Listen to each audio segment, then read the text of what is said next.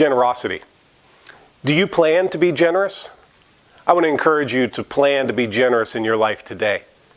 In 2 Corinthians, Paul was writing to the church at Corinth and encouraging them to be generous. Chapter 8, he wrote about and described how the church in Macedonia, even though they didn't have a whole lot, were extremely generous. And then in chapter 9, he encouraged the church at Corinth that even though they had a lot, to be generous as well. You see, he was asking the Macedonians to be generous in their poverty, and he's asking the Corinthians to be generous in their plenty.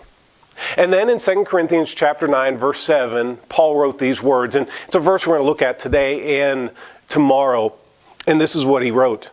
He said, "Let each one do just as he has purposed in his heart, not grudgingly or under compulsion, for God loves a cheerful giver."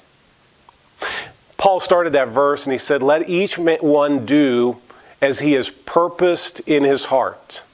That word purpose can be translated plan or intention. He said, let each one plan what he's going to give. Let each one intend to be generous in their life. There's a phrase that maybe you have heard before, that if we fail to plan, we might as well plan to fail. And that's so true when it comes to generosity, because this is what I've learned in my life, is that I'm not generous by accident. I don't just simply fall into generosity. Now, don't miss my point. I think we can give and not plan, but I don't think we can be truly generous unless we plan to be generous. And that's why it's important. For the last several weeks here in our Sunday morning services, I've been talking about incorporating margin in our lives. And I've said that the good things in our life live in the margins, the relationships and the rest and the time of reflection. It all lives in the margin. And generosity is one of those things, one of those good things that lives in the margin.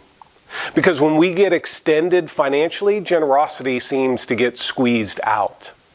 So that's why it's important for you and I to budget, to plan to be generous. Now, I learned this concept early on in my Christian life. When I became a believer in my early 20s, there was a man who discipled me. He was a mechanic.